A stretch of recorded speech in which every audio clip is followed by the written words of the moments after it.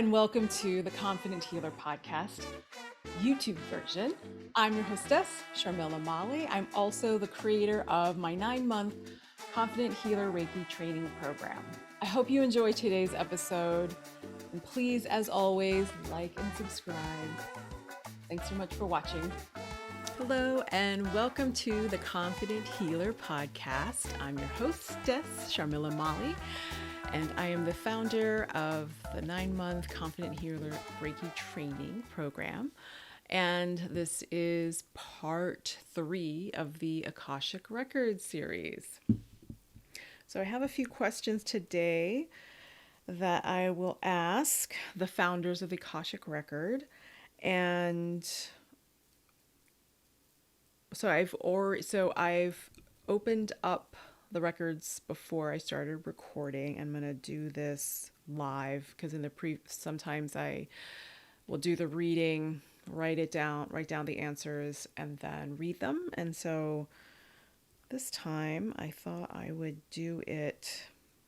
save myself a little bit of time and do it while I was recording. So this person wants to know, what is my current relationship with death? So I'm getting it's an exploration of the unknown and moving past your fear of that finality of life, because this path that you're on is showing you that there are many dimensions to your soul, to life, and that death is just a change. It's a transformation. And you're becoming more and more peace with death, with that part of life. You're getting more comfortable with the idea that there's more to death than just looking at it as an ending. It's more of a continuation of a soul's process.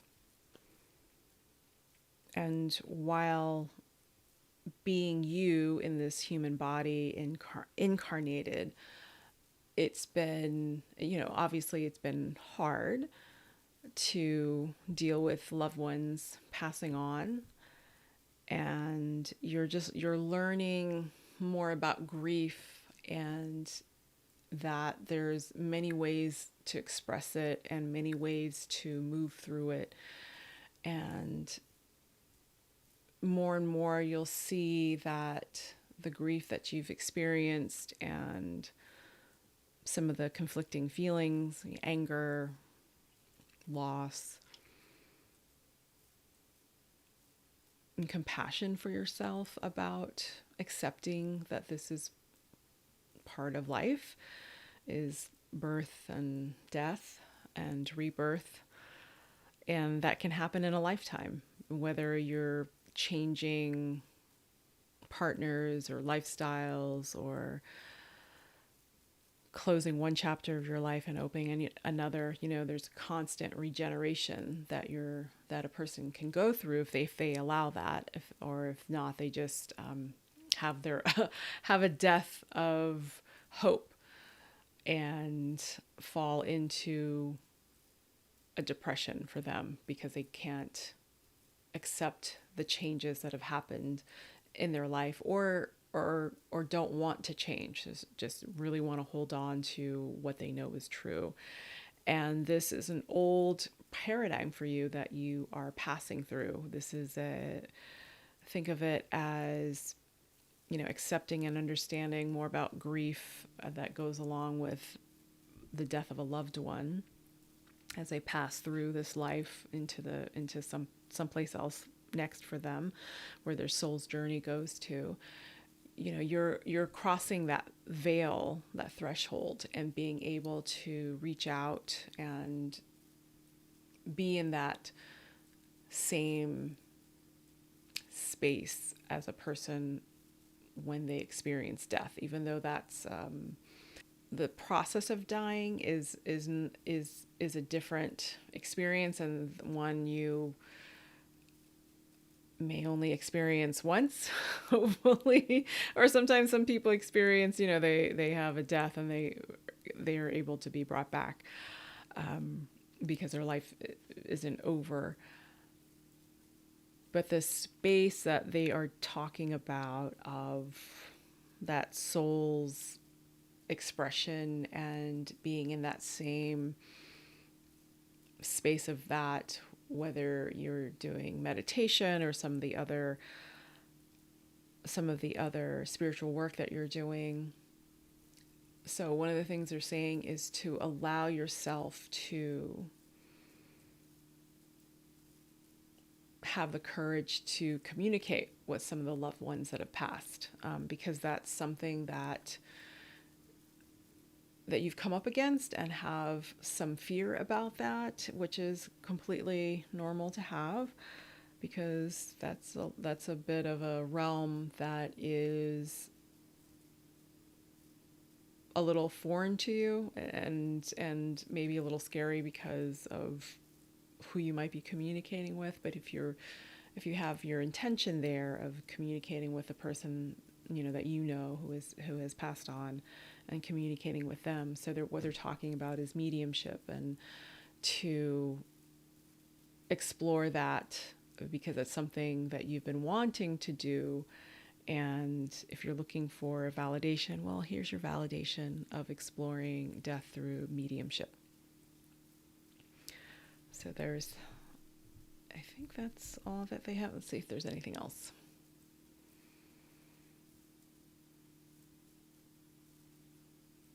Yeah, so they just want to sum up that your relationship to death is a beautiful process of accepting and having compassion for yourself, for all the feelings of the grief that you've been experiencing, and knowing that there's a comfort level of, okay, there's something more. It's not just a body's in the grave and that's it. That there's a journey that the soul is going on, and that communication part of communicating with a loved one that has passed on is a gift that's waiting to be explored, and they encourage you to do that. And that's all they have to say for that question. And the next question is, this person wants to know, what is my current relationship to materialism? Well, it just seems that your current relationship is you don't need much in terms of materialism. It's just more about having the funds to do the experience, to have certain experiences, instead of, an expensive shoes or clothes or purses or cars or anything like that. As long as your basics are met, you'd rather spend money on your own self-growth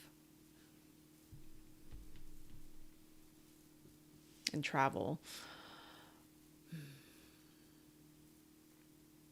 and giving to organizations that are close to your heart. So there's a lot of, you'd rather spend money to give to someone else to benefit from, or an organization to benefit from. Okay, and that is all I have. That's all the information I'm getting for that question. And then this person wants to know, do I have any specific chakras that tend to become blocked? Are any of my chakras currently blocked?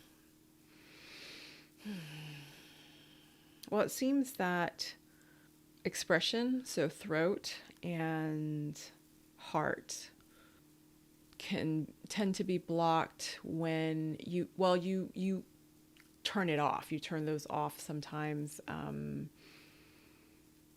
because being out in public, being around a lot of people, can be overwhelming for you. So that is when you tend to shut those down, to kind of make yourself small so that you can just do something like going grocery shopping, going to a store or being in an airport or something like that.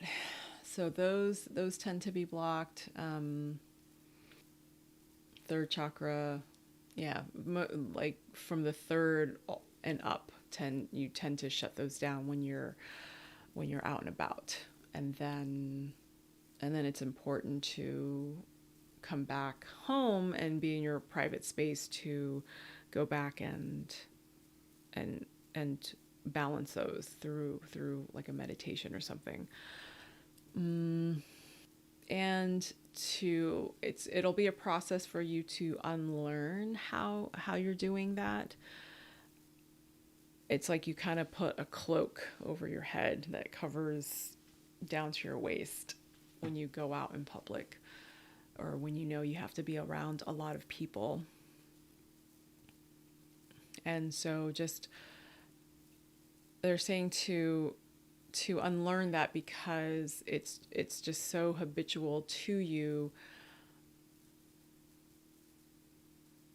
kind of making yourself small, that it's okay for you to take up space, and to know that you're learning how to have boundaries when you're out and about, in large gatherings of people, and that there's just you're not the same person you were 10 years ago. So you're learning tools to help you expand your boundaries and not shrink or contract yourself. That to trust that your highest self, your soul knows how to filter and to protect yourself when you're out in public. Like you could put they're showing like a really simple visualization of seeing like a dome that protects you, and that everything just kind of bounces off. So to trust that visualization that will work, so you don't have to shrink down. You don't have to shut anything off in order to function, to do, just a thing of, something that everyone does, going to the market or large gatherings or parties or whatever type of where people gather, that it's time for you to learn a different way and stop making yourself small when you go out and about. And the next question that I'm getting is, how can I embrace being human more fully? So we'll end with that. So all these questions are from one person. So that's why it pays, folks. It doesn't cost you anything. You can send me as many questions as you would like, and I will, if to make an episode, I'll go through all of them. So this is actually the same person that asked all these questions, and so it has to do with the previous question, what about their chakras. And so this relates back to that question about embracing. So they're just saying to, again, trust yourself and trust your highest self, that you can figure out ways of being out in public, and not making, to stop making yourself small, going out in public, and just having more trust that you will be able to handle being yourself fully out in the world, I mean, it's just like I just keep seeing like a Whole Foods, like a big grocery store like that, and walking, into that type of place with like there's like hundreds of people milling around, all different types of personalities, and that just trusting that you're human, and to move past the fear of feeling everything around you, that you can ground yourself and use that same protection shield that what was it? It was like a, what did they say? It was like a globe around you, so that it doesn't penetrate, and that you can walk tall and feel good about yourself and about being in the world, and and affirm that you're just here to shop. This is not a healing session, that you can interact with people, pass by people without absorbing their energy, without having it affect you, and be like because you tend to be like a sponge and absorb other people's energy, and there's a time and a place for that. But when you're out in public, you can really, it's really a matter of trusting, and it's going to be some trial and error of holding a space for yourself and calling in your divine guides to help you navigate when you're out in public, and say to affirm that you can be yourself, you can be as big as you want, and that you can go out into the world and only feel yourself. And if you feel any energy, feel other people's energy, to send it back, to kind of like a tennis ball, just like when it comes into your court, just hit it back and put up the steel wall. Like, nope, I'm not taking on anybody's energy today. And they're letting me. So this isn't part of the reading. This is just, I remember the story of this woman I met. She used to do, she started out as a medium, and started doing other types of energy work. But when she was doing just medium work, she was really hermited because she was so sensitive. And she used to do like radio, she used to do radio shows and do readings on radio shows. And she worked a lot from home. And so it was very rare that she came out. And it just happened to be, there was a new metaphysical bookstore opening in town at the time. And that's where I met her. And I went to a few of her classes, and she would talk about like how she would go into Costco, and because she's a medium and super empathic, she would always protect herself and make herself invisible when she would go out. And so she'd be standing in line, and she just, people would just get in front of her. And so finally someone had said something, and she was just like, oh my God, why is everybody like skipping me in line? She's like, excuse me, I was in line. And they're like, oh, I'm sorry, I didn't see you. And somebody said to her, somebody was standing in line, it's like, oh, it's like you put your invisible cloak on. And she's like, you know what? Actually, I did today. And that's what she would do. She would put on an invisible cloak.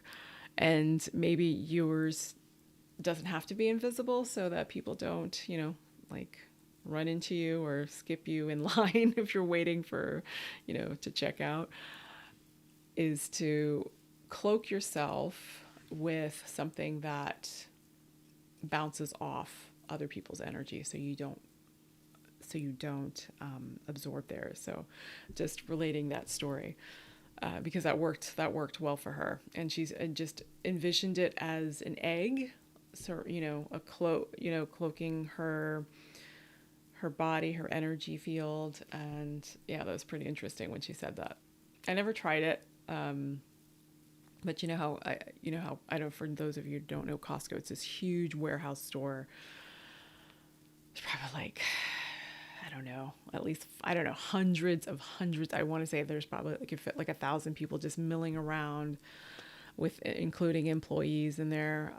So it's just a lot of people, a lot of energy, big space, shelves stacked to the ceiling. It's a humongous retail store.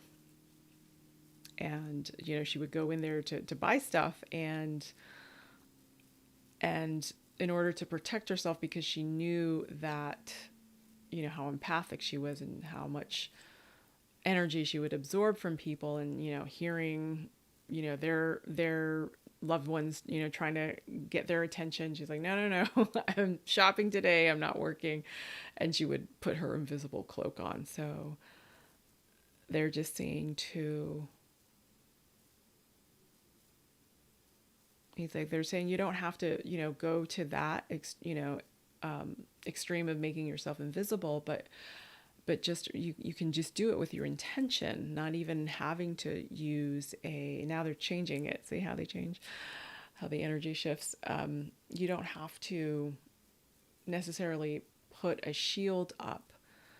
They're saying you can just, with your intention, like, I am not a sponge. I'm going to be able to go out. I can be as big as I want to be, with all my chakras open and healthy, and I have healthy boundaries, and I am here to shop and strike up a conversation. Are these cherries good? Is this fresh? When is this coming in? And not feel heavy when I leave from absorbing other people's energy. That any energy that comes at me, I request that they go back to where they came from. And when you have enough experience now where when that's starting to happen, just like, just with the tennis, like you have a tennis racket, like energetically, like just like boop, boop, push it, volley it back to them. Yeah. So thank you to this person for their questions today, for making this episode so interesting. And I hope, a lot of times these readings, with these types of questions, even though they were for this person, it'll definitely be able to apply to you. You can definitely garner some wisdom out of it. So hopefully this episode has helped you in some way. If it has, please let me know. You can send me an email, info@ohaireiki.com. It is in the show notes as well, how to spell it. That's it for our show today. My name is Sharmila Mali. This is the Confident Healer Podcast, and we will see you next time. Bye.